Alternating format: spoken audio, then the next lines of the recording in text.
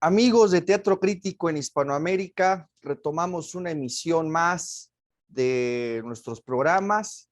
En esta ocasión, pues con lo que ahora se va a perfilar como una serie, por lo menos con 2 emisiones más, muy seguramente 2 emisiones más, sobre historia mexicana, particularmente mexicana, en el contexto de Hispanoamérica. El primer capítulo que ya hemos grabado, indudablemente tiene relación con el que vamos a abordar de ahora, que fue el programa dedicado a analizar el ideario de Morelos y su relación con el proceso de separación de Nueva España. El día de hoy vamos a tener un programa dedicado a analizar la figura de Iturbide en el proceso de consumación de esta secesión de Nueva España respecto al Imperio Español y lo que será pues propiamente como la constitución y surgimiento del Estado mexicano. Para esta emisión nos acompaña hoy nuestro amigo y compañero Fernando López. ¿Cómo estás, Fernando? Hola, Axel. Pues, buenos días aquí en México, buenas tardes por allá. Muy bien, gracias. Un honor acompañarnos de nuevo. Pues muy bien, Fernando. Dicho esto, decíamos que esto pues se va a perfilar por lo menos con una serie más de 2 entregas sobre, digamos, asuntos de la historia mexicana, pero que es necesario reinterpretarlos a la luz de las nuevas investigaciones que han surgido y también desde una perspectiva distinta de cómo se han configurado pues las corrientes historiográficas e ideológicas en torno al uso de la historia, que indudablemente siempre está presente. Bueno, también tomamos este tema, aunque con un poco, digamos, cronológicamente de retraso en ese sentido, por el contexto de las celebraciones en México del bicentenario precisamente de la consumación de la independencia de 1821 al 2021. En el último programa me gustaría que comenzáramos retomando y tomando como punto de partida en donde nos quedamos en el último programa, para contextualizar un poco la figura de Iturbide y contextualizar también el proceso y la marcha que va teniendo este proceso de independencia, ¿no? Que retrospectivamente se puede ver de independencia. Yo quisiera iniciar con esta reflexión, Fernando, a ver qué te parece a ti. En torno a las interpretaciones e ideologías que están pivoteando en torno a la figura de Hidalgo y de Morelos y en torno a la figura de Iturbide. Me parece que desde que comienza a articularse un relato nacional, el proceso de historiografía en el siglo XIX, hay 2 tendencias muy claras que se van formando. Generalmente para los miembros afines a las ideas liberales, van a ver a Hidalgo y a Morelos como la figura preponderante y el verdadero iniciador de la independencia. Y la interpretación que van a tener de Iturbide es que, digamos, se colgó de lo que habían iniciado Hidalgo y Morelos y deviene eso en la instauración de una monarquía, ¿no? La reivindicación, por ejemplo, durante el proceso de reforma que se llamó aquí en México así en la época de Juárez, 1857, la interpretación es generalmente de estos liberales que es Hidalgo y Morelos los que iniciaron, tienen el mérito, digámoslo así en plan ideológico, como lo exponían ellos, de haber iniciado el proceso y ser los responsables, digamos, finalmente de la independencia de México. Y por la otra parte, hubo una corriente, digamos, más afín a lo que se llamó aquí el Partido Conservador, que es en sí el transformado de la derecha primaria o la misma derecha primaria, en donde interpretaban a Iturbide como el verdadero artífice de la independencia.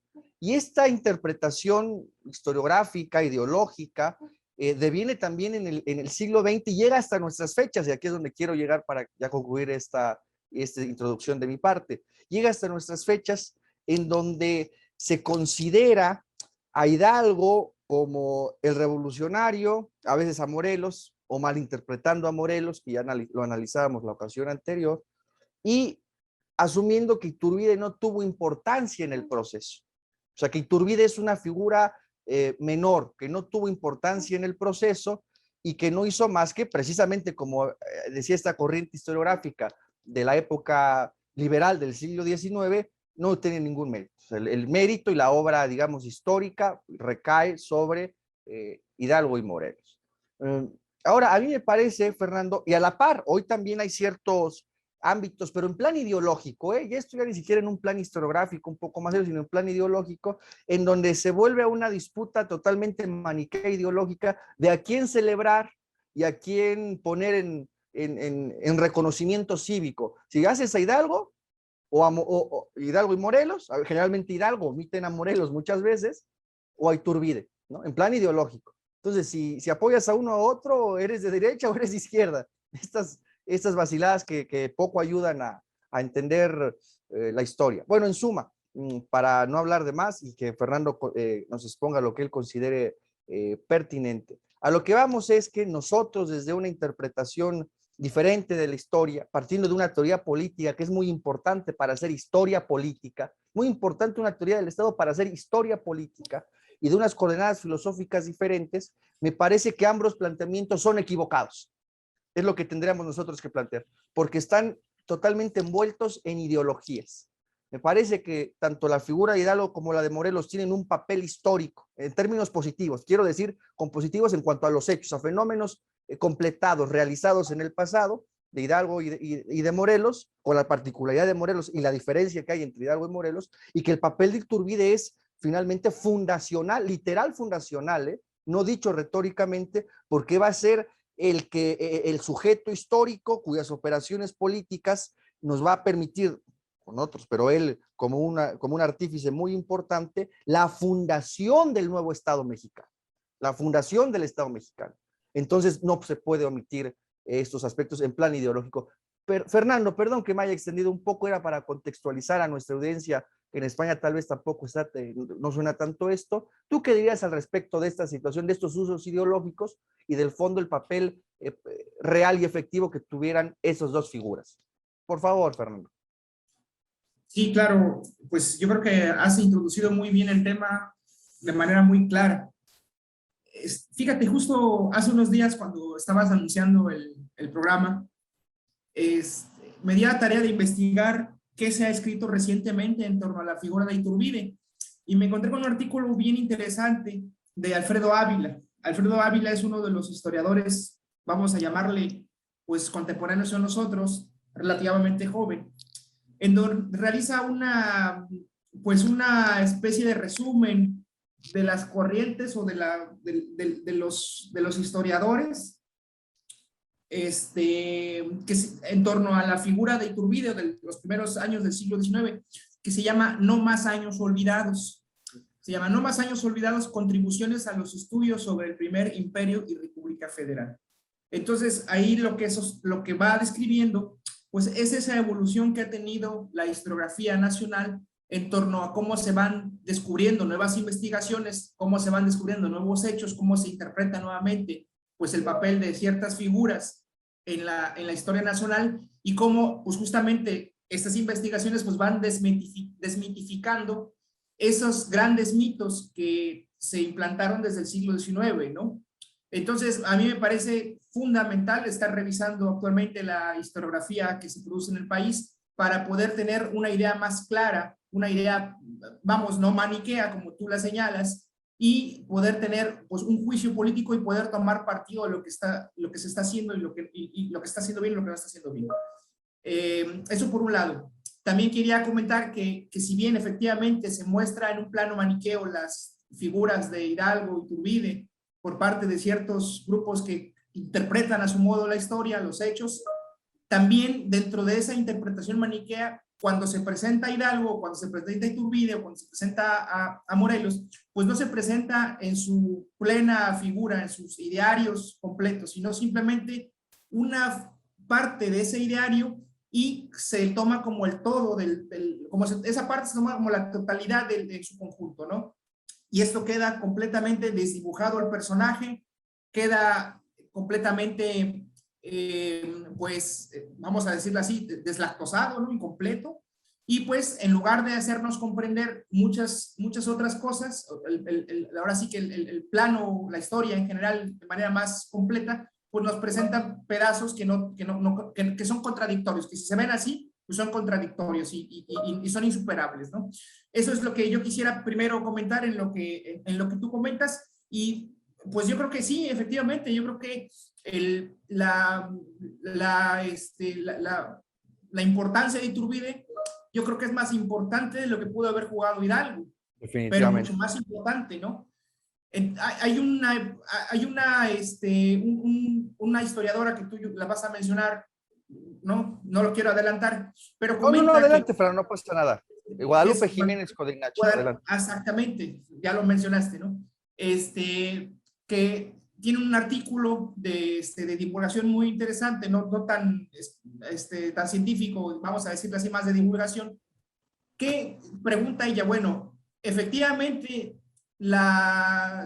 el plan de Iguala y los tratados de Córdoba fue producto, pues, de la reacción Eso. clerical, militar y las élites económicas de la Nueva España para detener o para hacer la independencia a su modo, a sus ideologías. Y pues lo que contesta ella es que nada, que no es cierto, que no fue así, que justamente este pacto político, porque en el fondo pues se logró la independencia a través de un pacto político, articulado justamente, tú ya lo señalabas, el papel del individuo de Iturbide es fundamental, pues por Iturbide mismo, ¿no?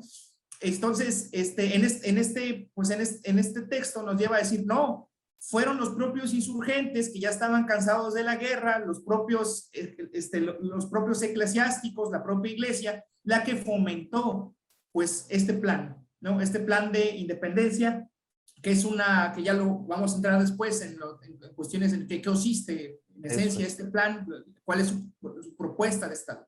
Entonces, pues la tesis es que pues no hay que caer o la idea que quiero exponer pues es que no hay que caer en estos maniqueísmos que no nos llevan a comprender la historia. Entonces, yo recomiendo también este texto, al rato lo voy a comentar por ahí, voy a decir el título, no lo tengo aquí escrito, pero efectivamente lo que nos llega a decir es que no, fueron todas las partes que estaban involucradas, la parte insurrecta, los insurgentes, la parte eclesiástica, las que, cansados ya de la guerra de 11 años, pues llegaron a un acuerdo para poder realizar vamos a decirle así, una independencia de manera que no se derramara ya sangre, ¿no?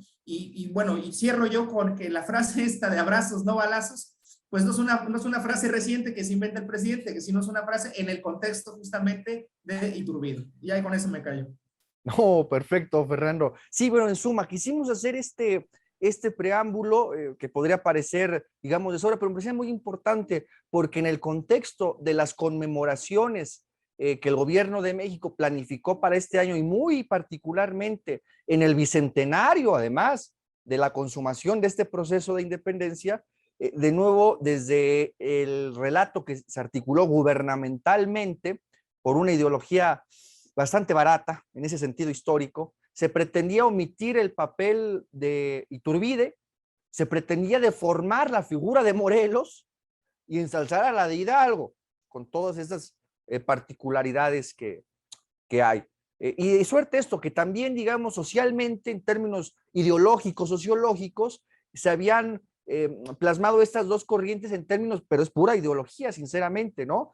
Pero que es herencia también del siglo XIX, son procesos que venían del siglo XIX, con esta interpretación de que o reivindicas a Hidalgo o reivindicas a Iturbide, o celebras el inicio y la consumación, ¿no? Cuando es un absurdo, es pura ideología, porque finalmente, ¿cómo se puede ver que desde la historia un proceso? Pues cuando este proceso se consuma, cuando está cerrado este proceso, este campo de fenómenos, y ese dominio de fenómenos históricos pretéritos que implicó la secesión y posteriormente la independencia y la formación de un nuevo país como fue México, pues es imposible obviar esos dos personajes.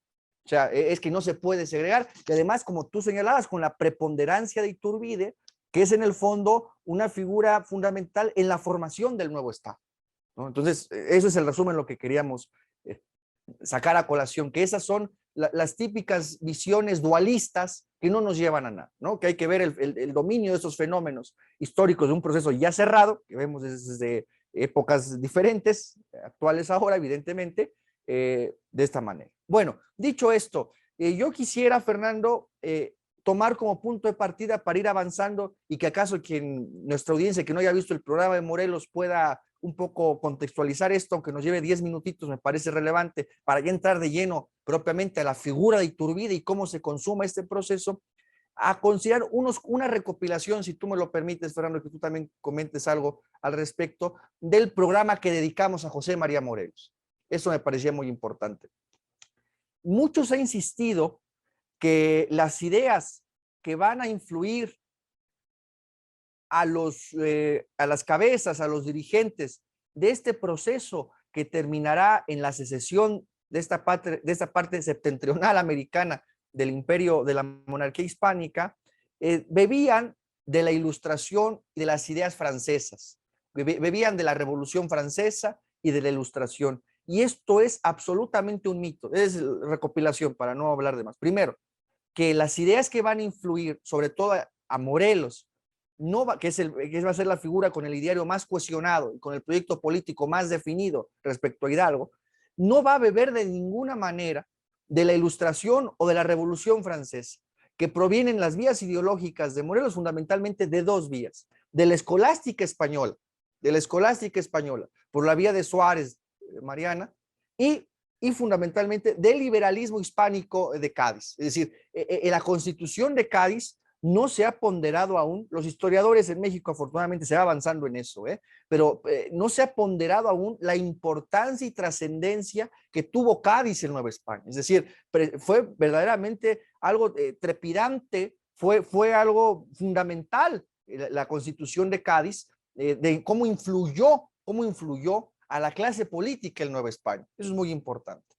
Y que por lo tanto es un mito por completo, también lo decía este historiador muy bueno que es de la UNAM, que Fernando comentaba ahora, Alfredo Ávila, para que, bueno, se puedan revisar también sus obras, son muy valiosas en ese sentido. Es decir, él apoya esta tesis también, ¿no? De que no es la Revolución Francesa, no es la Ilustración, es la escolástica española y el liberalismo español de Cádiz. Bueno, segundo punto, ¿qué será la cuestión central? Yo creo que Hidalgo pues se puede interpretar sin duda alguna como un elemento de la derecha primaria. O sea, no se puede entender, me parece a mí, Hidalgo de izquierda ni como liberal de ninguna manera. Yo creo que Hidalgo es el representante de esa derecha primaria extravagante al Estado. ¿Por qué extravagante? Bueno, porque estaba desde fuera del Estado, pretendía secesionar a esa parte del imperio, que era Nueva España, pero que de ninguna manera se puede considerar como un liberal o un revolucionario. Son estas tesis más bien fraulinas, las ideas de justicia social, de cambio social, más bien fraulinas, ¿verdad? Pero que no se puede homologar a la izquierda. Ese es el error que se tiene. No se puede homologar ese sentido, esas demandas de justicia social, como se le pueda llamar, de origen, de estirpe fraulino con la izquierda, porque no lo es. Ese es el segundo elemento. Y el tercero, Fernando, que yo no quiero ya abusar de más, es, y lo conecto con esto, es el siguiente, hubo un comentario que a mí me llamó mucho la atención en el video sobre Morelos, de alguien que vio y amablemente nos comentó, y refiere a esto, remito a ello por la siguiente razón, Fernando. Él nos decía que le parecía complicado de entender, le parecía un poco, digamos, hasta risible, hablar de secesión al referirse al proceso de la independencia de México.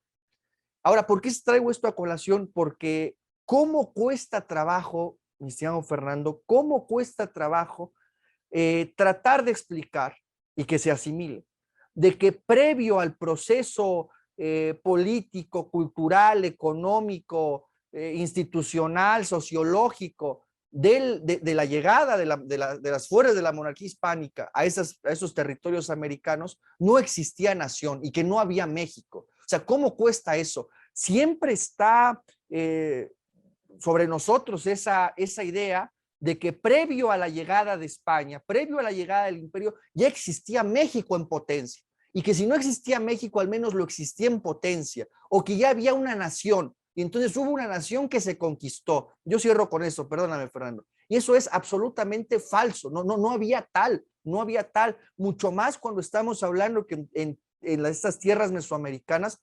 prácticamente, yo sostendría la tesis, ni siquiera había sociedades políticas. O sea, no había estados, eran prepolíticas. Y muchas de ellas sociedades humanas naturales, que eran cazadores recolectores. O sea, literal. Bueno, en suma, esa es la tercera tesis que yo quiero subrayar ahora, Fernando, para no hablar de más, discúlpame, que es que previo a la llegada de España es imposible hablar de México. ¿Por qué razón? porque toda la infraestructura política, social, todas las instituciones que luego van a dar paso a la conformación de México y del nuevo Estado, ¿cuándo se forjan? ¿Cuándo se forman? Se forjan a lo largo de 300 años durante el periodo virreinal, durante la Nueva España. Es decir, la forja y el germen de México es las estructuras e instituciones que nos va a legar Nueva España. De ahí va a surgir México. Y de la desestructuración de Nueva España va a surgir México. Pero hablar antes de México y de la nación mexicana es imposible, como de cualquier otra, de Argentina, de Bolivia, de Chile, no existen tales, no existen tales. Entonces, en suma, para decirlo rápidamente, institucionalmente, lo que existe, donde se va a forjar la nación que luego va a existir, es el Nueva España y no antes. Y en suma, se puede decir esto en una línea, cuesta mucho trabajo en entender en buena medida esto de la nación, porque suponen que fuimos conquistados, o sea, que los mexicanos fueron conquistados y no que surgimos de ese proceso. Fernando Mecayo, ¿tú qué dirías a este respecto en torno a ese papel de Morelos y en torno a esta idea de que la nación estaba ya conformada o de que no se podría interpretar la independencia mexicana como una secesión del imperio español? Sí, no, creo que es necesario comentarlo porque pues el programa anterior sí surgieron pues estas opiniones y uno de los fantasmas que actualmente se encuentran, ya no, o sea, no tanto pues en los historiadores, sino más bien a ras de piso, ¿no? Sí. La gente común y corriente, los políticos actuales, ¿no?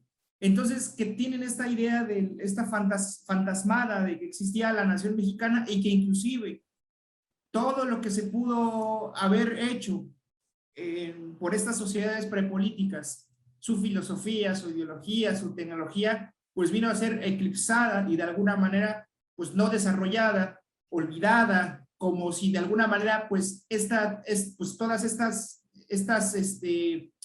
expresiones culturales, vamos a llamarlas así en el sentido antropológico, esas tecnologías, todo eso hubiese sido superior a que si no hubiesen venido los españoles, ¿no? Entonces se encuentra ahí constantemente pues ese antihispanismo en mucha gente, esa leyenda negra en torno al imperio español y a su acción generadora en este continente, ¿no? Pues yo lo que quisiera decir es lo siguiente, fíjate, hubo un historiador que se llamó Otto Carlos Stolzer, que tiene un libro que se llamó Las raíces escolásticas de la emancipación de la América española. Pero también tiene otro libro que se llama La influencia de la Constitución de Cádiz en la independencia, en la América española. Y yo quisiera leerte esto para que pues... Adelante, Fernando, por favor. Que no estamos nosotros inventando cosas. No, o sea, la cuestión aquí es muy clara. Te voy a leer lo siguiente, dice: la noticia de la revocación de la Constitución de Cádiz y el establecimiento del absolutismo llegó a Nueva España el 13 de junio de 1814 y fue recibida y celebrada con mayor gozo aún que en España. Por algunos fue también recibida la revocación por creer que la Constitución estaba basada en ideas extranjerizantes de la francmasonería británica sobre todo. Otros, entre los que contaban las autoridades con Calleja a la cabeza, se alegaron porque les proporcionaba los medios de acabar con la revolución. Es muy significativo que la Constitución de Cádiz, introducida primero por las autoridades de España, aplicada luego sin entusiasmo y revocada finalmente con una consecuencia lógica de los hechos ocurridos en España durante la mitad de 1814, causara un impacto inmediato en las fuerzas insurgentes de Morelos. Después de Chilpancingo, reunió Morelos de nuevo a sus partidarios en Apatzingán, donde sería proclamada la primera Constitución mexicana. Esta Constitución de Apatzingán copiaba directamente de la Constitución española de 1812 los principios siguientes: la fe católica es la única religión del Estado, la separación de poderes, legislativo, ejecutivo y judicial, la división de México en provincias y no estados, la representación por medio de una cámara. Y dice también: La Constitución de Apatzingán tomaba también de la Constitución de Cádiz la institución de juntas electorales, parroquiales, de distrito y provinciales. Es finalmente de gran interés el artículo 5, que en contraste con el artículo 3 de la Constitución Española de 1812, prefiere emplear el término más escolástico de original al referirse a la fuente de soberanía. Es decir, que vemos un influjo, lo que nos trata de decir el autor, que hay un flujo de Cádiz, por supuesto, que es la novedad en este momento, pero hay un influjo todavía más penetrante en Morelos por parte de la escolástica, ¿no? La escolástica suarista. Entonces, pues eso solamente lo comento para que pues quede bien afianzado, quede bien claro que pues el ideario de Morelos no bebe de los ilustrados, bebe de la tradición hispánica escolástica y que pues sin eso pues no seríamos nada, ¿no? Entonces, pues es interesante, yo me callo con eso y ya te cedo la palabra. No, Fernando, muchas gracias. Bueno, va a decir nuestra audiencia por el tiempo que voy viendo, bueno, ya llevan media hora y no han hablado de Iturbide, pero eso es muy importante porque nos contextualiza y tratamos de ofrecer una visión un poco más rica en cuanto a los fenómenos, aunque nos lleve un poquito más de tiempo, vale la pena.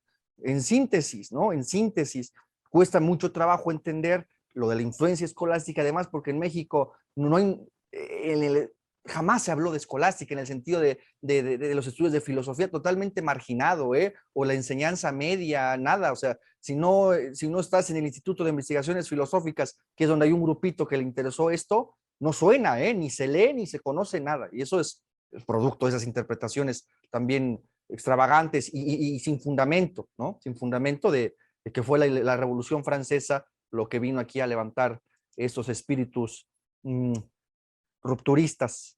Bueno, en suma, por lo tanto, hay que entender a Nueva España como partes de un mismo Estado. Esa es la clave, son partes de un mismo Estado, partes del mismo Estado, son partes del imperio. Entonces, claro, ¿cómo se llama cuando hay una fragmentación de un mismo Estado? Secesión, que fue lo que pasó.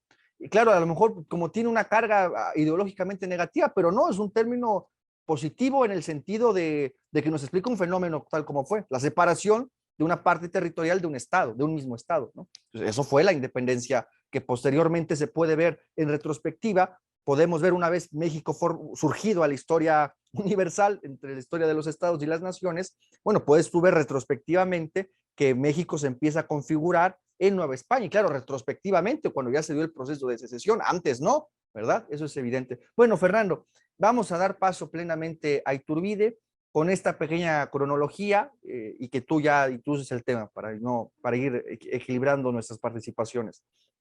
En suma, con Hidalgo había iniciado este movimiento en 1810, 1811, cuando es fusilado rápidamente. No hay un claro proyecto político y ahí es más bien un proyecto de separación y de reacción a la invasión de Napoleón, en buena medida, a España, y de que, bueno, sin duda alguna, aquí hay un sentimiento también de que se necesita un reequilibrio entre peninsulares y criollos. Eso es indudable. Ahora, sigue la figura de Morelos. Morelos es muy contradistinto a Hidalgo. Morelos es liberal y es republicano.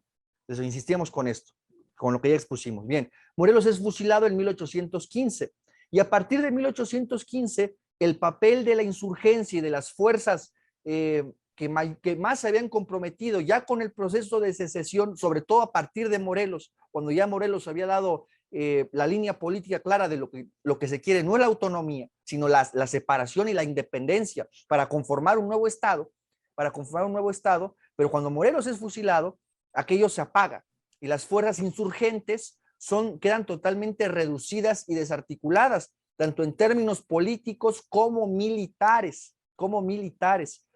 Esta etapa de 1800, a partir del fusilamiento de Morelos en 1815, 1816, 17, 18, 19, durante ese periodo, prácticamente la insurgencia se apaga. Incluso desde la autoridad virreinal se llegó a pensar que el movimiento estaba domado, porque realmente habían quedado pequeños grupúsculos, que uno de los más representativos era el de Vicente Guerrero, en la parte sureste del país, estados de Guerrero precisamente, Oaxaca, ¿no? Deambulando en esa zona, con un pequeño grupúsculo militar que era herencia de Morelos y que retomaba las ideas de Morelos y que acaso Guerrero tenía un ideario todavía mayormente anti-español, sinceramente, era mucho más anti-español.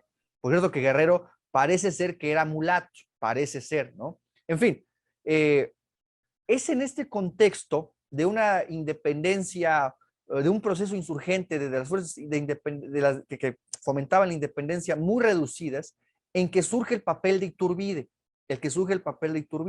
Iturbide había sido un coronel, un oficial del ejército virreinal, se llama realista en el sentido de las fuerzas del ejército propiamente al servicio de la corona de España y del virreinato del virrey, sí, del virreinato de Nueva España y del virrey, había sido un militar, por cierto, todo indica que era pariente de Miguel Hidalgo, que Iturbide era pariente de Miguel Hidalgo, e Iturbide durante 1810 hasta 1819 es un férreo combatiente de los insurgentes, incluso cuando el virrey Juan Ruiz de Apodaca, sí, manda ya a operar para terminar de una vez y por todas con los grupúsculos guerrilleros que hay que estar en pro de la separación, y algunos, pero no solo por la vía militar, también por la vía del entendimiento y el acuerdo, los amnistía, les escribe, les dice que depongan las armas, que ya no tiene sentido y que va a haber amnistía y se va a respetar sus vidas, pero también por el flanco militar, manda Iturbide es un férreo combatiente de los insurgentes, pero las cosas van cambiando, van evolucionando y afecta seriamente en los grupos dirigentes de Nueva España la situación de España, la inestabilidad que hay. Primero cuando se jura la Constitución de Cádiz, luego cuando Fernando VII abjura de la Constitución e intenta reinstaurar el absolutismo. Ven con preocupación esa inestabilidad que hay en la España peninsular y comienza Iturbide, aquí comienza el papel de Iturbide.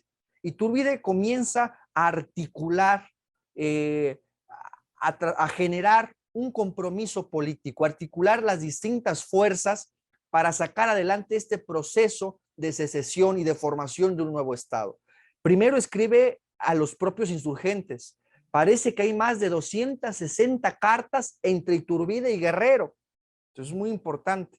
Pero escribe también a la jerarquía eclesiástica, escribe a los obispos, escribe al arzobispo, escribe al virrey, al mismo virrey, a los comerciantes, a los empresarios y a los propios militares que tiene ascendencia sobre ellos porque era una figura militar un poco ubicada, reconocida. Entonces, Iturbide empieza a articular una coalición de fuerzas sociales, un conjunto de clases sociales para llevar a un compromiso político con un objetivo, formar un nuevo Estado, separar ya a Nueva España del Imperio Español. Es Iturbide el que logra y va articulando este proceso a través de la acción política y militar también, porque también va a su vez replegando a los insurgentes. Yo me detengo aquí, Fernando, no quiero abusar del tiempo, digamos como esto, que Iturbide es el gran articulador de este compromiso político, de esta coalición de fuerzas sociales muy heterogénea, muy plural, que va a llevar adelante este proceso de separación. ¿Tú qué dirías al respecto, Fernando? Sí, no, sin duda, él es uno de los artífices. Y esa, vamos a llamarle así, esa visión de que estamos sosteniendo ahorita, de que es uno de los artífices, inclusive dentro del desarrollo, el desenvolvimiento de la historiografía nacional, se estaba empujando la idea de que él más bien era como una especie de instrumento pues de diputados de las Cortes, inclusive de diputados peninsulares, sobre todo la parte más reaccionaria de las Cortes de 1821, y que pues él vendría siendo como un instrumento de todo aquello y que su participación ha sido pues contingente, no esencial. Sin embargo, recientemente, justamente lo que ya hemos mencionado, estos historiadores que hemos mencionado dicen no, para nada, y justamente resaltan lo que tú estás señalando, es decir, de que el papel de Iturbide es fundamental. Ahora, hay que recordar también que la Nueva España pues vendría siendo parte en ese momento del Imperio Español y por tanto parte de su capa conjuntiva, cortical, etcétera. Entonces, los vínculos en ese momento, antes de la secesión, pues estaban ligados pues al rey de España y sobre todo a las Cortes, cuando fue lo que se le llamó el trienio liberal, que dio un marco o fomentó de alguna manera pues justamente esta secesión, ¿no? O sea, nuevamente la presencia de Cádiz, inclusive la presencia de ideas más radicales en el trienio liberal, que en 1812. Llegó inclusive a que se aceptaran, pues sí, por parte de diputados peninsulares, la idea pues de una propuesta política, un proyecto político presentado justamente por Michelena y Alamán, me parece, y otros más, no recuerdo sus nombres, igual importantes, ¿no? Por supuesto, ¿no? Pues la idea de tres grandes reinos, tres grandes virreinatos, ¿no? O reinos más bien, tres grandes reinos, que sería como una especie de retomar el plan del Duque de Aranda, ¿no? Frente a la expansión norteamericana. Entonces hay que recordar eso, hay que tener presente que pues mientras ocurría esto aquí, mientras Iturbide estaba desesperado por buscar esa paz realmente, ¿no? Impulsar el proyecto político para conciliar las partes de esta guerra civil que estaba también, estaba desangrando pues al ejército, a la población civil, pues pasaba en las cortes eso, pasaba también el planteamiento de proyectos, debates pues muy interesantes, ¿no? Debates de gente que tuvo un papel fundamental después aquí en México independiente, como Lucas Alamán. Otro olvidado, otro personaje que también es visto de manera muy maniquea, muy maniquea. Entonces, a mí me parece que Iturbide es fundamental, que no se puede explicar tampoco sin esas circunstancias en España, con la llegada nuevamente de la Constitución de Cádiz, que no se puede expresar tampoco sin el liberalismo, sin las ideas liberales, ¿no? Sin las ideas liberales esto no simple y sencillamente no cuadra, pero también con la colaboración pues, de grupos eclesiásticos, etcétera, religiosos, etcétera, tanto en la Nueva España como aquí. Ya para a lo mejor encaminar a la siguiente parte, y yo diría que es aquí en este momento cuando se va dibujando, ¿no? Como en el plan de Iguala, en el documento de Iturbide, se van, de alguna manera, están planteándose en los gérmenes, ¿no? No de una especie de sincretismo de todas las fuerzas, no, sino un proyecto de nación a lo mejor no tan aterrizado como el de Morelos, no tan definido como el de Morelos, pero que de alguna manera pues van dibujando un proyecto que, pues interesante, vamos a decirlo así, pero que está tratando de trazar al menos pues la estructuración de este nuevo Estado que quiere él plantear. Yo cerraría con esto, Axel. No, Fernando, me parece muy, muy relevante lo que has dicho, porque eso mira también el papel de los diputados hispanoamericanos y las propuestas hispanoamericanas en las cortes que se encuentran en la España peninsular. Eso se olvida y eso es fundamental lo que has dicho, Fernando. Bueno, pues dicho esto, podemos avanzar un poco más. Pues ese es el contexto. Como pueden ver, es más complejo de lo que se presenta, ¿verdad? Y sumamente rico en fenómenos. Iturbide en este contexto va cambiando también esa posición política que tiene en lo individual. Pues, insisto, ha combatido férreamente a la insurgencia. En sus memorias, Iturbide tiene unas memorias, hablará y considerar a Hidalgo, que es su pariente, como una calamidad, como una calamidad que vino a destruir la estabilidad y la riqueza de Nueva España. Así se entendió aquello. Y sin embargo va a ser el que va a consumar ese proceso que de alguna u otra manera había iniciado Hidalgo con esos levantamientos. Ahora, eso es importante. El papel de Iturbide insistir con esto como este articulador de las distintas fuerzas. Ahora sería interesante preguntarnos cuáles son los factores que inciden para que militares, clase política, empresarios, como sobre todo comerciantes, y buena parte del ejército y la jerarquía eclesiástica, insistir con eso, buena parte de esas fuerzas y de esas clases sociales se decanten por el proceso de independencia en buena medida. Eso es interesante, porque previo eran férreos opositores. Yo creo que inciden cuatro elementos. Uno, lo que había pasado de la invasión de Napoleón a España, eso había generado ahí una inestabilidad en la península, y eso es el otro factor que les va a afectar propiamente. Los cambios y la inestabilidad política que hay en la España peninsular, sin duda alguna, las corrientes que dentro de la misma Nueva España habían propugnado por la independencia, y me parece que hay algún cuarto que es relevante, que esos procesos se están desatando también por toda la América del Sur. Si hay noticias, Guerrero en sus textos, cuando queda reducido a un grupúsculo, intentó formar, era simplemente más bien nominal, una junta de gobierno que tuvo el nombre de Jaujilla. Y bueno, ahí está al tanto de lo que está pasando en Venezuela, de lo que está pasando en Perú, en el Río de la Plata. Se sabe que hay un movimiento a nivel continental de las provincias españolas que pretenden separar, las provincias españolas en América que pretenden separarse. Me parece que ese es el contexto en el que finalmente Iturbide se decanta por este proceso de secesión y logra articular un compromiso político. Finalmente, nuestro proceso de independencia, que se puede ver retrospectivamente de independencia, y ya declaradamente así, ahora sí, por estas fuerzas en pugna, pues digámoslo así, es producto de un compromiso político, no de una gran batalla, no de un gran hecho militar, no de una última batalla en donde las fuerzas realistas se enfrenten a las fuerzas insurgentes y a partir de ahí se defina la suerte de que iba a tener un proyecto u otro, sino, no, eso no pasa así. Es producto de un acuerdo político, de un consenso político que logra ser Iturbide. Para ya no repetir más esto, en la vía de hacer este acuerdo, llegar a ese consenso político, surgen dos documentos que me parecen importantes tratarlos. Ahora Fernando también nos ayudará a glosarlos, que son los tratados de Córdoba y el plan de Iguala. El plan de Iguala. Los tratados de Córdoba son, me parece a mí, la manifestación escrita de ese acuerdo político que logra hacer Iturbide, de esas fuerzas que se están decantando por la separación y la formación de un nuevo Estado, en la que se encuentra incluso el jefe político, ya no el virrey, sino el jefe político, como le denominaba la Constitución de Cádiz y la legislación de Cádiz, Juan O'Donojú. Y en los tratados de Córdoba, ¿qué se establece? Eso es el primer aspecto.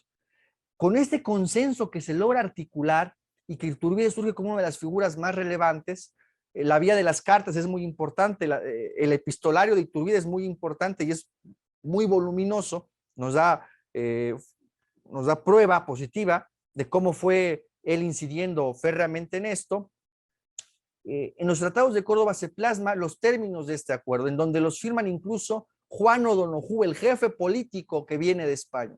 ¿Qué están en estos tratados de Córdoba? Bueno, primero, el punto primero es que se reconoce a Nueva España o este reino, a la América septentrional, como se dice todavía entonces, la independencia. Que la Nueva España, dice así, la Nueva España es independiente de la antigua y es independiente de la antigua, vean el término. La Nueva España es independiente de la antigua y de toda otra potencia, aún de nuestro continente. Es decir, en esos tratados de Córdoba ya se habla expresamente con esta idea de la independencia de Nueva España respecto a la otra España, la España antigua, como dicen ellos, y de cualquier otro estado. Y además se asume de que esto debe de ser, de la forma de estado que debe de instaurarse, es la de la monarquía constitucional. Eso es plenamente la herencia de Cádiz. Eso es plenamente la herencia de Cádiz. Pero ahora algo más que se desconoce prácticamente en términos sociales, las alternativas de gobierno que dan para Nueva España. Ojo, dicho esto, que se quiere un reino independiente, dicho esto de que se quiere una monarquía constitucional en un documento que incluso el propio jefe político enviado por España va a reconocer y va a firmar, ¿cuáles son las salidas que dan? Y eso es interesante. Miren, para exponerlo textualmente, el proyecto de una monarquía constitucional moderada con las siguientes salidas. Todavía tanto en el plan de Iguala como en los tratados de Córdoba se habla de que hay que traer a Fernando VII a que gobierne Nueva España o la nueva nación. Entonces dice así, el plan de Iguala: será su emperador el señor don Fernando VII, y no presentándose personalmente en México dentro del término que las Cortes señalaren a prestar el juramento, serán llamados en su caso el serenísimo señor infante don Carlos, el señor don Francisco de Paula, el archiduque Carlos u otro individuo de casa reinante que estime por conveniente el Congreso. Es decir, se está pensando en que el jefe del Estado debe de ser un monarca de la tradición borbónica. Eso es muy importante. Es decir, que sea un monarca europeo. Eso está todavía tanto en el Plan de Iguala como en los tratados de Córdoba. Fernando, yo me detengo. ¿Tú qué dirías a este respecto, de estas formas que van tomando Iturbide en sus acuerdos y sus planes políticos? A mí me parece que, digamos, la idea general que se tiene, digamos, de manera muy general, no es esa idea que después se construyó, que ya fue la que comentamos al inicio, de que existía una nación previa a la Nueva España y que pues habría que de alguna manera, ¿cómo se llama? Pues reivindicar en ese sentido. Lo comento porque en el Plan de Iguala lo que señala ahí es que, que finalmente se concedía a las provincias americanas, a los virreinatos, a las capitanías generales, a todo el territorio americano, no como naciones previas a la llegada de la España, sino que naciones que fueron hijas de la monarquía española y que una vez, como dice, ya las ramas tienen el tamaño del tronco, dice, ya se pueden desprender absolutamente porque es la opinión tanto de americanos como de los europeos, ¿no? Entonces, a mí me parece que en un primer momento que de manera general se podría señalar, ¿no? Que está, pues, esa idea no negro legendaria, sino hispánica, vamos a llamarla así propiamente, en el caso de Iturbide, con el Plan de Iguala, y no solamente con Iturbide, sino con muchos de los que lo apoyaron, Sánchez de Tagle, etcétera, etcétera, ¿no? Que eran constitucionalistas férreos y que eran hispanistas, en el fondo esos eran hispanistas. Entonces, que podríamos dibujar ahí, que no existe de manera general, pues estas ideas, ¿no? En un primer momento. Yo quisiera señalar también algo que a lo mejor, lo que tú señalabas de las causas de Iturbide, y me topo yo con un diagnóstico, una clasificación de las ideas políticas que trata de clasificar Iturbide. A ver, lo voy a leer rapidísimo. Sí, adelante. Dice, Iturbide creía que en el reino había por lo menos 8 tendencias. La de aquellos peninsulares o americanos que estaban por el derramamiento de sangre y el mutuo exterminio, los de un partido liberal frenético que aspira y solo estaría contento con el goce libre de la licencia más desenfrenada, otro de los liberales que con ideas justas aspiran a la moderación, otro de católicos pusilánimes que se asombran de las fantasmas que existen solo en su idea, otros de hipócritas supersticiosos que fingiendo temer todo el mal, buscan simultáneamente su provecho propio. Hay otros ciegos partidarios de la democracia, otros a quienes acomoda la monarquía moderada constitucional. No falta quien crea preferente a toda la absoluta soberanía de un Moctezuma. Entonces, yo pienso que, que está interesante porque refleja pues ese diagnóstico que hace Iturbide y que lo termina decantando frente a esas ideas, vamos a llamarlas así, exóticas que se encuentran en germen o que están ahí pululando. No hay que olvidar que ya se habían instalado las logias aquí en la Nueva España y que la influencia de las logias en ese momento ya estaban tomando pues repunte, ya estaban influyendo en la vida política, ¿no? Y que los años primeros de la México independiente, pues los ingleses se meten completamente a influir en la administración y los partidos, ¿no? En las logias, ¿no? Y los norteamericanos. Y los norteamericanos también, ¿no? Entonces, yo creo que Iturbide parte de un buen diagnóstico y que se decanta finalmente por la monarquía moderada, pues justamente, pues él no ve ese rompimiento, ¿no? Él no ve ese rompimiento cultural, tradicional, religioso, etcétera, etcétera, y pues que él lo ve como una continuación natural del imperio español generador, ¿no? Yo quisiera comentar eso, ya después a lo mejor comentamos más en torno, pues a lo mejor figuras como la Junta Gubernativa, eso, etcétera, vamos para allá. Que se podría decir, bueno, es que pues se interpreta desde un punto de vista psicológico como si fuese pues algo que Iturbide tomó ventaja de eso, etcétera, etcétera, ¿no? Entonces, pues yo creo que ahí es irse por las ramas, ¿no? No estar viendo en esencia estas ideas políticas que están influyendo completamente en ese momento, y que pues Iturbide es uno de los articuladores de esto, ¿no? Logra él, pues justamente que esas ideas en este periodo histórico, pues estén vigentes, ¿no? Pues yo con eso comentaría eso, nada más, Axel. Claro que sí, Fernando. Bueno, nos has enriquecido tremendamente esta situación. Bueno, pues simplemente esto, acotar.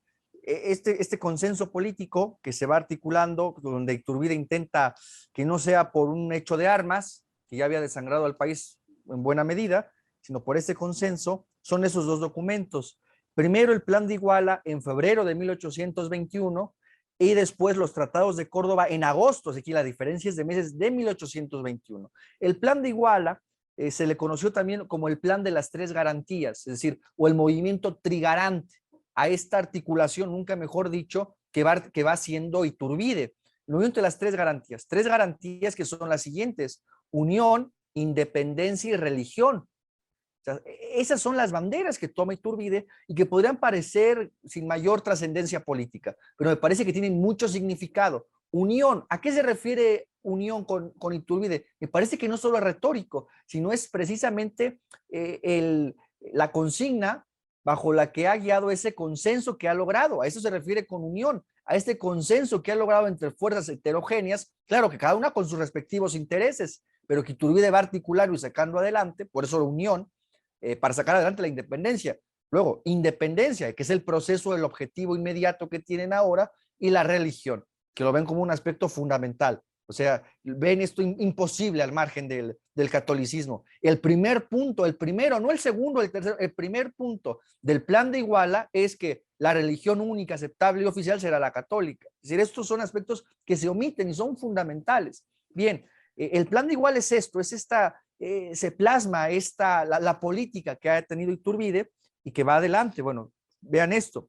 Punto uno, la religión de la Nueva España es y será católica, apostólica, romana, sin tolerancia de otras. Luego, el punto dos, que es lo que decíamos sobre que la Nueva España es independiente de cualquier otro gobierno y de la España peninsular, y esta serie de alternativas que se van dando para que venga un príncipe Borbón a gobernar el nuevo imperio.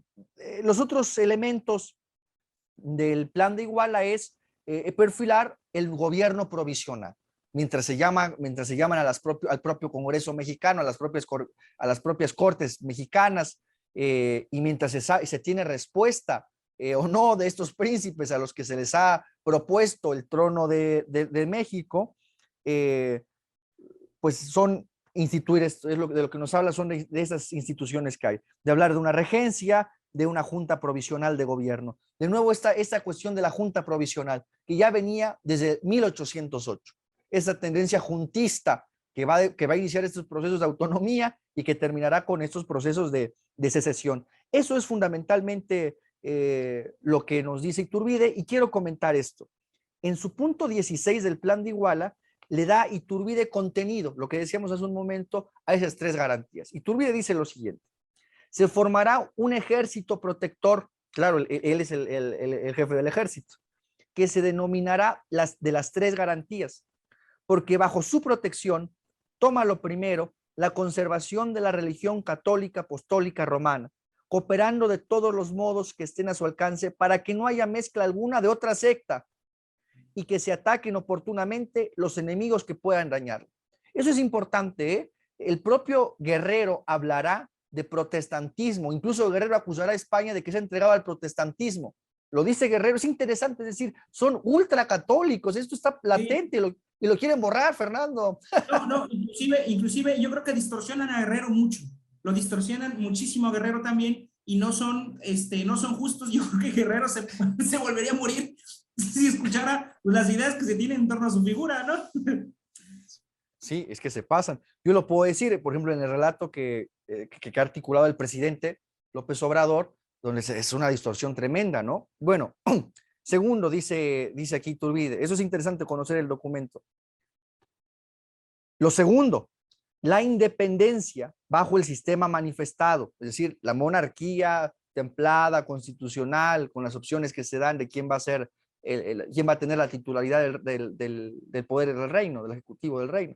Lo tercero, la unión íntima, ojo, ¿a qué habla con unión? La unión íntima de americanos europeos, pues garantizando bases tan fundamentales de la felicidad de Nueva España, antes que consentir la infracción de ellas, se sacrificará dando la vida del primero al último de sus individuos. Eso es bien importante. Bueno, y en fin, las demás, digamos, ya son cosas muy puntuales de la forma de gobierno provisional que debe de haber, que pueden consultar ustedes. Bueno, esto es el plan de Iguala. El plan de Iguala de febrero de 1821, que se sabe, Iturbide había empezado a redactar desde octubre de 1820. Es muy interesante. Ahora, los tratados de Córdoba, yo me voy a colgar aquí de lo que fantásticamente dijo Fernando, de cómo conciben el origen del nuevo Estado.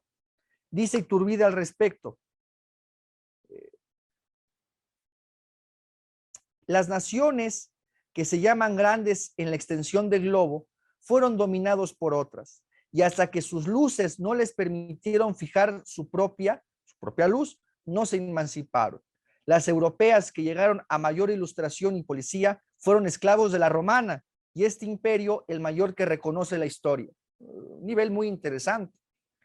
Asemejó al padre de familias, imperio romano, lo que está diciendo Iturbide, asemejó al padre de familias que en su ancianidad mira separarse de su casa los hijos y los nietos para ya estar en edad de formar otras. Es lo que decía plenamente Fernando, ¿no? Es decir, tienen una especie de filosofía de la historia, digámoslo así, en donde el surgimiento de las naciones se da porque hay otras que las engendraron. Y llega un momento en que estas maduran, es el término que usan, lo entendemos en términos institucionales, políticos, económicos, que pueden separarse. Y enseguida dice Iturbide, claro, eso también es para los oídos del jefe político, Juan O'Donoghue, que es el que va a firmar estos tratados de Córdoba. Dice: 300 años hace la América septentrional de estar bajo la tutela, ojo, la tutela, de la nación más católica y piadosa, heroica y magnánima. La España le educó y engrandeció, formando esas ciudades opulentas, esos pueblos hermosos, esas provincias y reinos dilatados, que en la historia del universo van a ocupar un lugar muy distinguido, aumentándose los daños los daños que origina la distancia del centro de unidad, y viendo que la rama es igual al tronco, la opinión pública y la general de todos los pueblos es la independencia absoluta de la España y de toda otra nación. Bueno, es esto precisamente, al menos en la figura de Iturbide, retoma esto como el surgimiento, entiende esto como el surgimiento, surge esto a partir de España, ¿no? El surgimiento de una nueva nación, de un nuevo Estado a partir de España, incluso de sus instituciones. Bueno, dicho esto, y para ir avanzando y tocar el siguiente punto, y que Fernando también nos comente lo que crea pertinente, hay otra interpretación muy acendrada en la historiografía que se dio en el siglo XIX y XX, pero que es un mito por completo, de que la independencia, la consumación se da como una reacción de las fuerzas del antiguo régimen en Nueva España, que quieren salvaguardar al reino del liberalismo de Cádiz. Eso fue una interpretación muy acendrada. Para Chaleco meter a Iturbide en lo que ellos entendían por la derecha, ¿verdad? La derecha, porque tampoco tiene una teoría de la derecha, querían dar este modelo teórico, pero puramente especulativo, no tiene base fenoménica, de la historia fenoménica, de decir que lo que realmente es la independencia es que Iturbide, y esta visión está en pleno, vamos, fue el discurso oficial en estos meses de la interpretación de la consumación, fue una reacción del antiguo régimen en que Iturbide tuvo parte preponderante para evitar, para meter en una burbuja Nueva España y que no se contaminara de las ideas liberales de Cádiz. Es decir, como una especie de reacción de comerciantes peninsulares y el clero para evitar que llegara el liberalismo. Y por lo tanto, lo que había iniciado Hidalgo como un proceso libertario y emancipador termina cooptado oportunistamente por Iturbide como un movimiento reaccionario. Esto es absolutamente falso. Es absolutamente falso por lo siguiente, yo me detengo. El influjo de Cádiz en todos ellos es fundamental. Incluso hay aspectos en los que se radicaliza la posición de Cádiz. O sea, Iturbide no es del antiguo régimen, se encuentran influidos, totalmente permeó el ideario liberal de Cádiz. Y las ideas de Morelos, indudablemente, eso fue algo fuerte que pasó. Muestra de ello, y yo me detengo para que ahora Fernando nos introduzca el tema, es lo siguiente. ¿Cómo empieza Iturbide sus proclamas? Y este es un artículo del reglamento provisional del imperio. Dice esto: americanos, bajo cuyo nombre comprendo no solo a los nacidos en América, sino a los europeos, africanos y asiáticos que en ella residen. Es decir, ha analizado bajo el término de americanos a todos los habitantes de Nueva España. Eso es interesantísimo. ¿Cómo van a acusar a Iturbide de reaccionario o de querer evitar que llegue aquí la legislación de Cádiz, cuando está dando un paso más todavía? Porque Cádiz no reconocía ciudadanía ni potestades a estas clases, ¿verdad? Solo a los indios, mestizos y bueno, los peninsulares. Y yo cierro con esto para que Fernando nos continúe. En el reglamento provisional del imperio ya dice esto: son mexicanos, ya se usa el término de México, eso ya es de 1822, son mexicanos, sin distinción de origen, todos los habitantes del imperio que en consecuencia del glorioso grito de Iguala, no de Dolores, de Iguala, el grito de Iguala, han reconocido la independencia, y los extranjeros que vinieran en lo sucesivo son mexicanos sin distinción de origen. O sea, ¿cómo van a sustraer a Iturbide de la influencia de Cádiz? Fernando, yo me detengo, yo te pido ahora, para equilibrar nuestras participaciones, que tú nos introduzcas el siguiente punto, Fernando. Me parece que ya hemos, pues, más o menos abundado sobre esta parte previa a la consumación, y que nos expliques tú, por favor, que nos introduzcas tú el tema de qué pasa después, cómo Iturbide se vuelve emperador, cómo se deja al lado esas alternativas de que vengan esos príncipes extranjeros, y qué pasa con la formación de un imperio, que va a ser el imperio mexicano, es decir, Iturbide como emperador. ¿Tú qué nos dirías, por favor, Fernando? Introdúcenos el tema. No sé si puedo, si puedo, pero no me No, acuerdo muy hombre, bien. no, hombre, no. Mira, antes de eso yo quisiera Claro. señalar lo que tú ya comentas.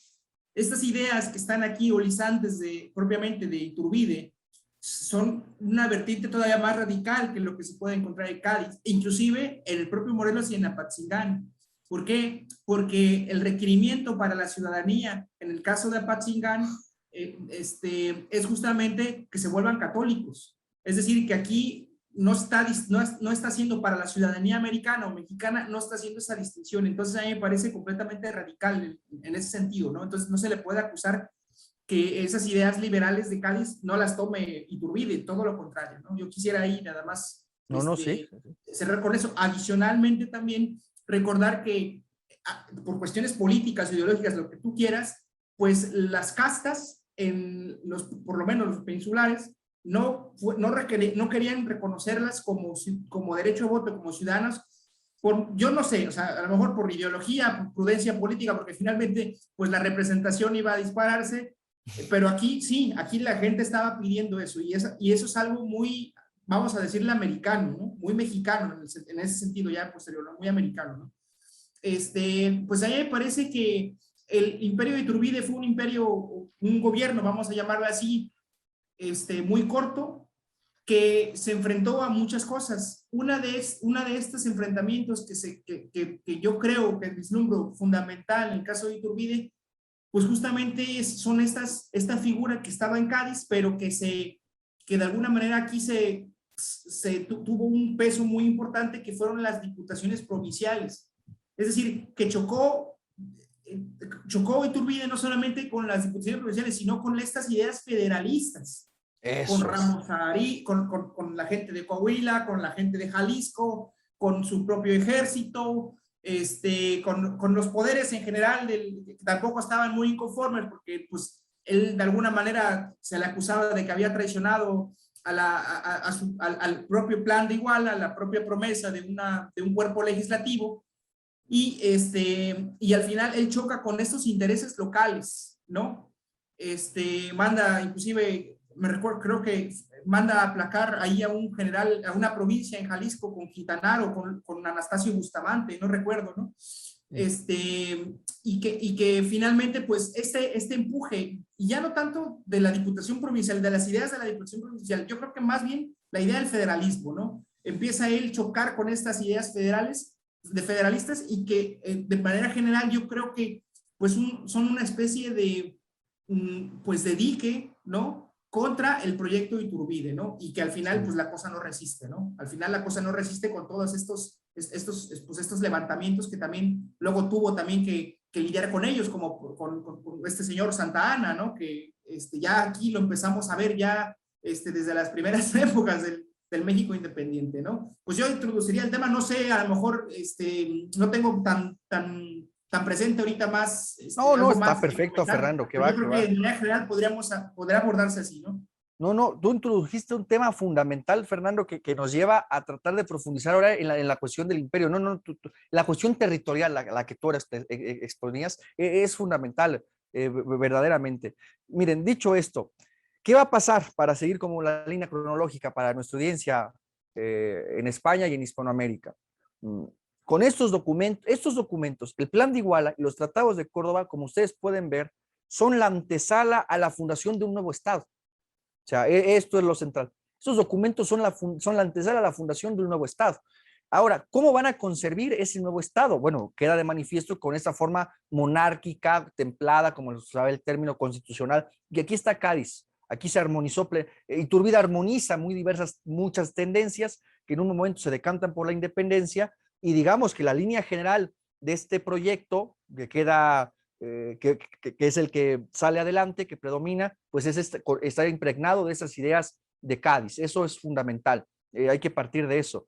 Ahora, en segundo lugar, ¿por qué se habló de imperio? ¿Y de dónde surgió esta idea de imperio? Ahora, esto es interesante considerarlo. Si bien Iturbide consideraba y él exponía el origen de esta nueva nación, el origen de Nueva España como una nación diferente y un estado diferente, eh, como parte de España, como resultado de la monarquía y del imperio español, va a haber una tendencia que ya va a estar en buena parte de la ideología criolla que va a surgir aquí, que va a estar presente en Morelos, incluso, pero que viene desde atrás, desde los jesuitas con Francisco Javier Clavijero, en suponer que el origen de Nueva España o de este reino ya no es tanto lo que institucionalmente hace y territorialmente logra hacer el imperio español, sino hay un antecedente a todo eso que sería el imperio mexica. Y entonces consideran al imperio mexica como el Estado, la sociedad que existía anteriormente, que fue dominada por los españoles, y a lo que hay que retornar es ese imperio mexica. O sea, esto que es una idea absolutamente falsa y extravagante, a lo que tanto hemos criticado aquí en el inicio, está presente, está presente. Es una cosa que viene desde Javier Clavijero, de alguna manera desde Fray Servando Teresa de Mier, cuando quiere negar cualquier papel que España haya hecho aquí en estos territorios americanos, y que también está presente en Morelos. Morelos cuando expone en el discurso que da del reglamento para la Constitución de Apatzingán, para ese decreto para la libertad de la América Mexicana, al final glosamos eso, también habla de una especie de regresos a un supuesto imperio mexica, el imperio del Anáhuac. Por eso ese término de Anáhuac, de ahí viene, que hay que restaurar. Eso es totalmente mítico, es totalmente ideológico, y es el intento de estos sectores a favor de la independencia por rascarse un origen separado de España, separado de la monarquía española, para buscar, digamos, legitimidad ideológica, filosófica, ¿verdad? Totalmente, pero maniquea y ficcional, y no reconocer el papel de España y de sentirse dominados de alguna manera desde esa perspectiva, ¿no? Ahora, esto es una tesis que también va a estar presente en varios de los constituyentes de la nueva nación, del primer Congreso Constituyente de 1821-22 y de varios firmantes que van a estar en la Declaración de Independencia. El nombre de Imperio Mexicano se saca de allí también, aunque Iturbide matices con lo que acabamos de leer hace un momento. Pero, por ejemplo, Carlos María de Bustamante y otros insurgentes, así lo van a entender, como esa restauración del imperio de Moctezuma, de Cacamac, de Cuauhtémoc, en fin, que es totalmente ficcional, ficcional. Es el relato ideológico que construye para tratar de separarse y de segregarse de cualquier influencia de España. Bueno, esto está presente y por eso se denominó el imperio mexicano. Eso es interesante, ahí sacaron lo de México. Aunque tuviera esas matizaciones, pero finalmente ese es el origen del término. Vean, eso también está presente en las fuerzas que coordinan Iturbide, ¿eh?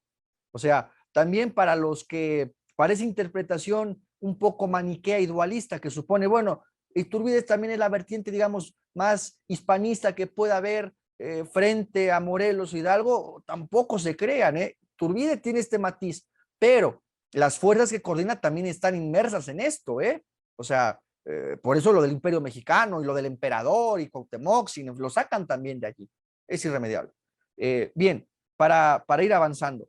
Al final, España evidentemente no reconoce esos tratados de Córdoba que firma Juan O'Donoghue en carácter de jefe político, porque, y con toda razón jurídica, dice que carece de facultades para firmar un documento así, y que España no reconoce esos tratados, y que por tanto esa solicitud de que venga Fernando VII o de que venga otro príncipe de la Casa de Borbón queda totalmente desestimada. Y en buena medida, esto no era solo retórica, había un fuerte grupo borbonista al interior de la insurgencia. Ahora, en suma, en la formación de este nuevo Estado, tan Iturbide no se puede considerar como la mera restauración reaccionaria del antiguo régimen, que prácticamente todos los insurgentes de primera hora se hacen trigarantes, se vuelven al movimiento Iturbide. O sea, pero prácticamente todos. Los guadalupes, que era una sociedad política asentada en la Ciudad de México, los guadalupes, que habían estado con Morelos, que habían sido simpatizantes de la independencia, se van con Iturbide. Es decir, eso de que segrega la insurgencia, ese es el otro mito. Yo me detengo también para que Fernando nos glose ya el último punto, de que coopta el movimiento y desplaza la insurgencia. Mentira, al revés, los insurgentes se coordinan en torno a Iturbide, se coordinan en torno a él. Están todos los nombres, y es Bustamante, y son los Guadalupes, y es el doctor Cos, y es Sánchez de Tagle, en fin. Ahora, miren ustedes, como España no reconoce esto, se desautorizan los tratados de Córdoba, pero el proyecto sigue adelante. Se llama la conformación del imperio mexicano, ya se usa el nombre de mexicano, el nombre de México, con esas características de que es una monarquía constitucional y con esta olización que lleva a cabo Iturbide. Pero ¿que esto de dónde sale? ¿Sale de ellos? No, sale de Cádiz. Es la influencia de Cádiz y de la influencia y del influjo que pudo haber tenido la ideología de Morelos en los insurgentes que estaban en el entorno de Iturbide, con esta olización de africanos, de indios, de mestizos, de mulatos, todos son americanos y luego todos mexicanos cuando se forma el imperio. Ahora, Iturbide, cuando asume la monarquía, lo hace a través de un cuartelazo, lo hace a través de una sonada. Se había convocado a un congreso constituyente. Hay una junta provisional gubernativa, la regencia, ¿no? Esa regencia estaba a cargo de Iturbide como jefe del ejército, se le llamó generalísimo, ¿no? Como jefe del ejército. Y se está esperando la respuesta de qué vaya a pasar con España, que se va a reconocer o no. Finalmente se sabe que no se reconoce y empieza a preguntarse el Congreso reunido, Congreso Constituyente, que había sido electo a través todavía del formato electoral que daba Cádiz, que era de tres niveles, primero las juntas de parroquia, luego los electores de partido y luego el elector provincial, que a su vez elegían a los diputados provinciales. Con ese tipo de elección indirecta, se preguntan qué se va a hacer ante esta situación, o sea, el proyecto político. Estando el Congreso reunido, Iturbide da una especie de cuartelazo. Él era el coronel del regimiento de Celaya, lo saca a la calle, los lleva a donde está el Congreso y empieza ahí un alboroto y se empieza a gritonear, nos dice así la prensa de la época, ¡viva Agustín I! Y finalmente, evidentemente esto no fue, no fue surgido de la nada, espontáneo, hay diputados iturbidistas en ese Congreso, con el influjo del ejército. ¿Quién tiene el ejército? Lo tiene Iturbide, y le dan la corona a Agustín de Iturbide. Pero en el Congreso, en este Congreso de 1822, que va a ser una constitución, porque no hay constitución, hay tres vertientes que se olvidan. Los borbonistas, o sea, quien sigue diciendo de que tenemos que tener un Borbón, ojo, que eran la mayoría todavía. Los iturbidistas y los republicanos, que son en su mayoría los viejos insurgentes, sobre todo los de estirpe de Morelos, que era republicano. Entonces, imagínense esta dialéctica. Fernando, yo me detengo. ¿Tú qué agregarías al respecto del fallido imperio de Iturbide?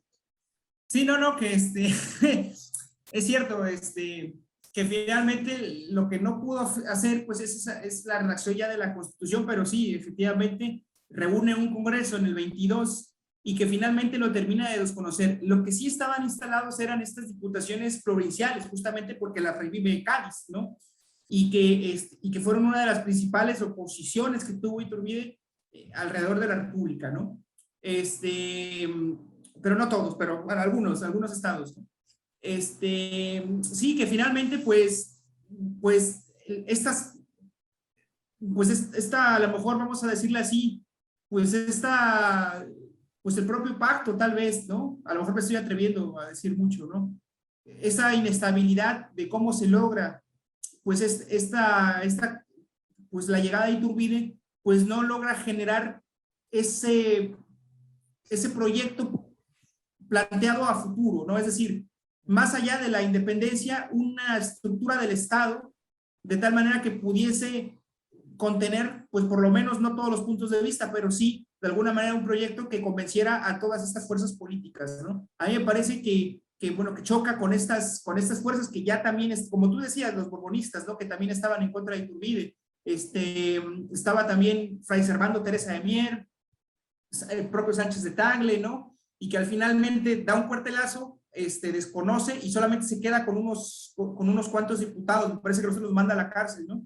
Sí. Entonces, pues finalmente, pues Iturbide renuncia en 1823, 22, no recuerdo bien, y sale del país, ¿no? Se llama al Congreso en 1824, regresa a Iturbide en el 23, antes del Congreso, y es fusilado en Tamaulipas, ¿no? Sí. Entonces, a mí me parece que, o sea, ¿cómo decirlo? ¿Cómo plantearlo? Para resumir de alguna manera. A mí me parece que se trata que se ha planteado una historia ficción a lo largo de los años, que también esos personajes no estaban exentos de sus propias mitologías. Tú ya lo comentaste muy atinadamente en la idea esta del imperio turbidista, que es también eso es una mitología al final, ¿no? Y que es muy difícil que la gente se esté desprendiendo de estas metodologías, ¿no? Y vamos, bueno, no quiero divagar más, ya te doy la palabra, pero la idea es que, pues la importancia pues justamente de estar revisando y estar estudiando historia y estar revisando los documentos originales, ¿no? Pues nos evitan, pues, entrar en estos embrollos ideológicos con los que actualmente no solamente la administración, sino yo creo que todos los partidos no tienen una posición clara de lo que debe ser Iturbide, ¿no? En función de estas ideas maniqueas, pues lo pinta como como el hispanista, ¿no? Es decir, ¿no? Y otras ideas como la derecha reaccionaria, en la cual frenó de alguna manera, pues, las ideas de Morelos y de Hidalgo, ¿no? Pues justamente lo que habría que decir que no, pues que nada de eso, ¿no? Todo lo contrario, ¿no? Yo cerraría con eso, Axel. Tengo un compromiso ahorita, Lili. Ya le mandé mensaje. Sí, te contesté. Bueno, cerramos ya el programa para que estemos Sí, los dos en el cierre. Ya te sí, contesté ahí, que Mari nos ayude con ese corte otra vez, perdón. Bien, pues nada, llegamos a la recta final de nuestro programa con estas conclusiones. Podríamos ofrecer la siguiente reflexión. Finalmente, cuando Iturbide asume la jefatura del Estado bajo esta forma del Imperio Mexicano, por la vía de este cuartelazo, de esta ascendencia que él también tenía en el ejército, de que se había diputados iturbidistas en ese Congreso al que se convoca, finalmente el resultado de ese intento imperial, de la forma de ese Estado, es distáxica y es fallida. Es decir, es el primer Estado el mexicano que va a haber propiamente, esta estructura, esta forma que va a tener el Estado mexicano, está profundamente condicionada por muy diversos factores. Es decir, en la conformación del nuevo Estado y lo que va a tener que enfrentar Iturbide son unas tendencias distáxicas muy fuertes. Recordemos este concepto de eutaxia y distaxia rápidamente, ¿no? Esta conservación que deben de tener los estados de persistir indefinidamente en el tiempo, esta capacidad que van a tener los estados, pues no lo va a tener en este momento este estado en ciernes que se está estructurando, es que si bien hereda la infraestructura política institucional que había dado España, finalmente no logra cuajar y se enfrenta, me parece a mí, el México independiente, los primeros años de México, a tres tendencias tremendas. El parlamentarismo, la tendencia al parlamentarismo, que en un momento de articulación y de estructuración del Estado es totalmente distáxico porque permite la conformación del mismo Estado y la centralización necesaria del poder para conformar un Estado en ciernes. Se enfrenta al parlamentarismo, donde el poder ejecutivo continuamente está condicionado. Segundo, y lo que decía Fernando, la cuestión territorial. Hay un federalismo bien de influjo anglo-yanqui, de influjo norteamericano directamente, de influjo norteamericano, y que va a tomar como base esas diputaciones provinciales, pero que reinterpretadas bajo el federalismo van a generar un problema territorial en cuanto a la unidad territorial del nuevo Estado. Es decir, por un férreo localismo y regionalismo que muchas veces amenazó con el secesionismo ya conformado el Estado mexicano. Y en tercer lugar, las fuerzas locales, producto también de esta cuestión del federalismo, de unas oligarquías locales. Eso es muy importante. Hay unas oligarquías locales, esos poderes locales que se desatan, que se revientan y toman fuerza propia esos poderes locales, pues con la desestructuración de la administración imperial hispánica, los hilos que permitían mantener en estabilidad aquella cantidad de vectores de la sociedad política se revientan también cuando se separa Nueva España del imperio. Y entonces este panorama es sumamente distáxico. Un corte. Fernando, ¿ya te tienes que ir de plano ahorita? No te preocupes, disculpa, Mari, que vas a tener ahí que meter mano. Bueno, Fernando, nos vemos. Hasta luego, bye. Y en suma, los retos a los que se tienen que enfrentar el nuevo Estado mexicano, pues son esas condicionantes con una tendencia distáxica muy complicada y muy férrea. En suma, se trata de un Estado que no tiene una capa conjuntiva consolidada, que no tiene un régimen político suficiente. En términos económicos, es un Estado que no tiene poder planificador, que no tiene poder tampoco redistribuidor, porque la hacienda pública también está completamente quebrada, y en el aspecto de su capa cortical, es decir, del ámbito de las relaciones internacionales, se encuentra totalmente condicionado. Diplomáticamente, España todavía no reconoce la independencia, el concordato con el Vaticano, que es tan importante para la clase política mexicana y en un país católico, no llega a tiempo, y militarmente pues el ejército se encuentra también desorganizado y además con jefes propios que no responden en muchos momentos a un único mando militar.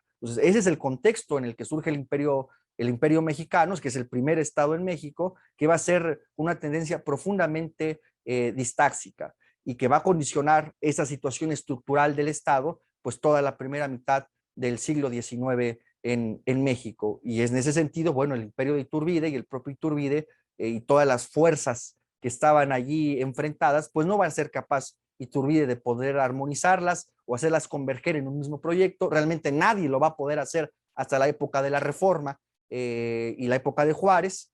Es decir, es una cuestión estructural que desbrozaba cualquier cuestión individual o de mano individual por la cantidad de fuerzas y vectores que se encontraban encontrados y chocados entre ellos. Bueno, pues damos la conclusión a nuestro programa de teatro crítico en esta ocasión, con este programa que dedicamos a la figura de Iturbide, matizando esas interpretaciones históricas, ponderando el papel que tuvo Iturbide en este proceso de consumación y que la historia, tal como se desarrolló la historia de este proceso que va a terminar con la formación de un nuevo país, que es el caso de México, pues fue un poco más complicado de lo que parece.